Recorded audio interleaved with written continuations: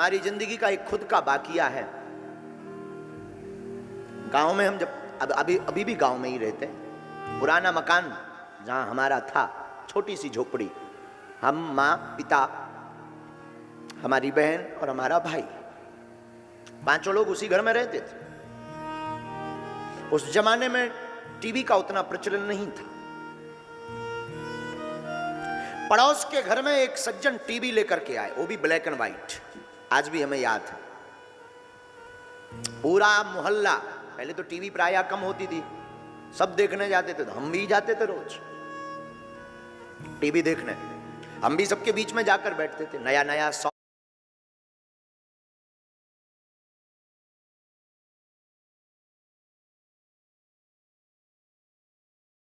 पहले तो टीवी प्रायः कम होती थी, सब देखने जाते थे।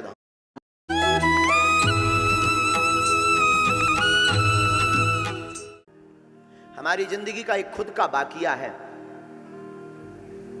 गांव में हम जब अभी भी गांव में ही रहते हैं। पुराना मकान जहां हमारा था, छोटी सी झोपड़ी, हम, माँ, पिता, हमारी बहन और हमारा भाई, पांचों लोग उसी घर में रहते थे। उस जमाने में टीवी का उतना प्रचलन नहीं था। पड़ोस के घर में एक सज्जन टीवी लेकर के आए, वो भी ब्लैक एंड व्हाइट, आज भी हमें याद है।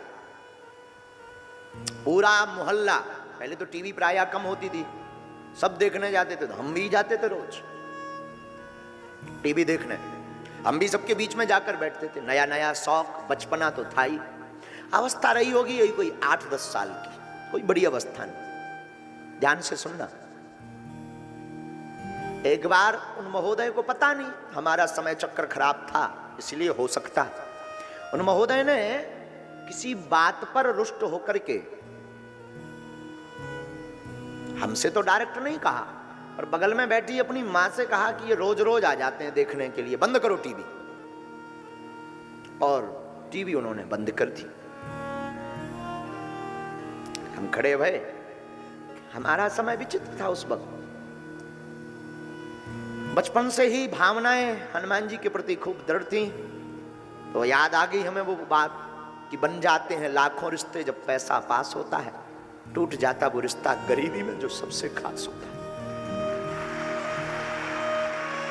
हमने उनको कुछ बोला नहीं, हमने ये भी नहीं कहा कि हम चले जा रहे, ये भी नहीं बोला कि हमारे कारण आपने टीवी क्यों बंद कर दी, हमने ये भी नहीं बोला कि हम आज से नहीं आएंगे, बहुत हो गया, नहीं।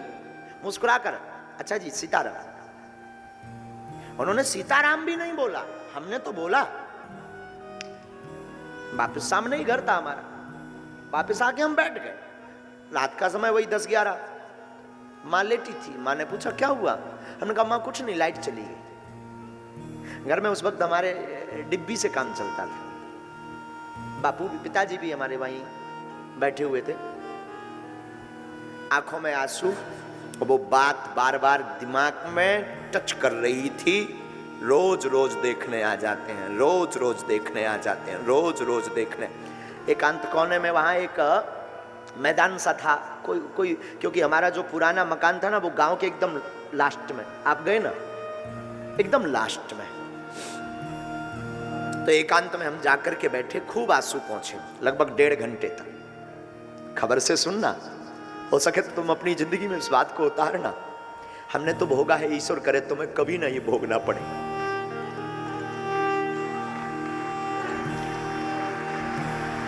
कुछ नहीं बोला, मौन होकर के हमने प्रण लिया कि अब अपनी जिंदगी में हम टीवी तब देखेंगे जब अपने बाप की होगी, नहीं तो लौट कर देखेंगे बस। फिर क्या, जिंदगी में जुनून सवार हुआ कि उस वक्त हमारे अंदर जुनून सवार हुआ कि अब तो टीवी होगी तो खुद की होगी, तभी देखेंगे। और पुरोहित कर्म तो करते ही थे, कर्म कांड करते थे हम बचपन में भी। तो सत्यनारायण बांचने किसी के घर जाएं, कोई अमीर आदमी, गुरुजी महाराज जी यहाँ बैठो, तब तक आप इंतजार करो, तब तक तैयारी हो रही, और उसके कमरे में टीवी लगी हो ना, तो हम कहते थे हम यहाँ नहीं बैठेंगे, धूप में बैठेंगे, क्योंकि टीवी तो तभी देखेंगे जब अपनी खुद की होगी। नया नया प्रचलन, पहले बसों में वॉल्वो बस का चला था, टीवी लगी हुई बस का।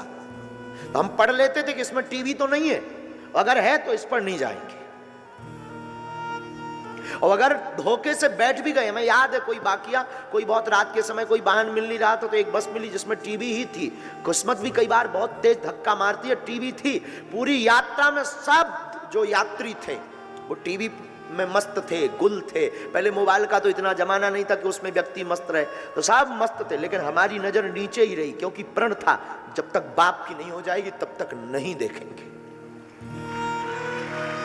तो श्रीमान आप सुनकर के आश्चर्यचकित होंगे, विदिन हमने 1.5 वर्ष में, आज भी हमें याद है, 3800 रुपए की मैक्स टीवी खरीदी, ब्लैक एंड व्हाइट।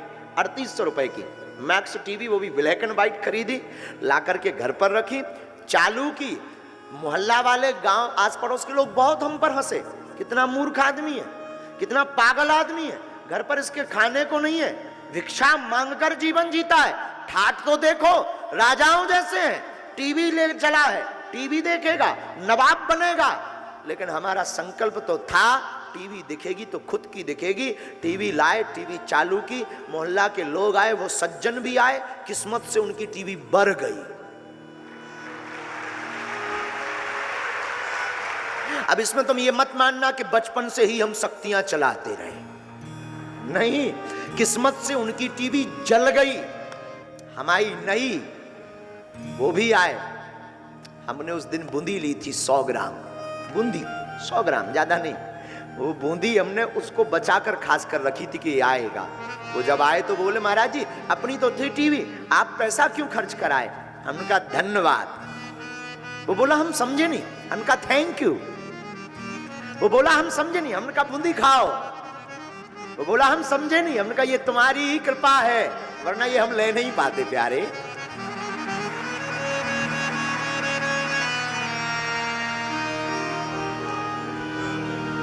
और अब ये जिंदगी है साधु, जिंदगी में लक्ष्य हो और गुरु कृपा हो। तो उसने टीवी के लिए भगाया था, टीवी भी खरीदी, और साधु आज टीवी पर भी आ रहे हैं।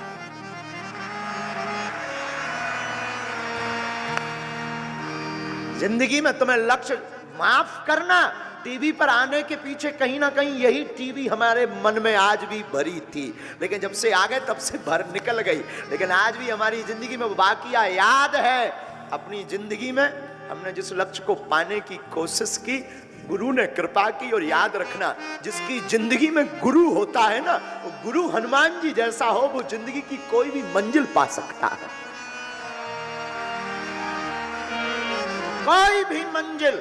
इसलिए मेरे पागलों, तुम घबराना मत। अशोक नगर के युवाओं से कहेंगे तुमने आईएएस, आईपीएस, सिविल सर्विसेज या बहुत बड़ा सनातन धर्म का संरक्षक बनने का सपना देखा है तो मत टूटना, मत डिगना, मत बहकना, उठो, जागो, करो मेहनत। हनुमान जी के चरण पकड़ के एक दिन ऐसा आएगा, कामयाबी शोर मचाएगी। हमारी जिंदगी में तो हुआ। और बुरा मत मानना, हमने कोई शक्ति का उपयोग नहीं किया उस वक्त बचपन में, जबकि ये घटना बता रहे हैं। शक्तियां तो हमें 12 वर्ष की अवस्था में मिली, जब हमारी आयु 12 वर्ष, तब हमें हनुमान जी का आभास हुआ, तब हमने फिर अज्ञातवास की साधना की, तब हमने फिर हवन किया, तब हमने गुरुजी के चरण दबाए। गुरुजी मतलब हमारे ये दादा गुरुजी, गुरुजी मतलब दादा गुरुजी, दादा गुरुजी मतलब पिताजी के पिताजी, जो बागेश्वर धाम के प्रथम पुजारी भये, जिन्होंने 2 बार हनुमान जी के साक्षात दर्शन किए। ये होती है गुरु कृपा, ये होती है गुरु की मेहरबानी, ये होती है गुरु का चमत्कार। कितना भी दीनहीन हो, कैसा भी बिछड़ा और पिछड़ा हो, जिसका गुरु बलवान होता है ना, जिसकी गुरु के प्रति और गुरु का शिष्य के प्रति अटूट कृपा हो जाती ना भैया, वो व्यक्ति, वो इंसान रंक से राजा बनते देर नहीं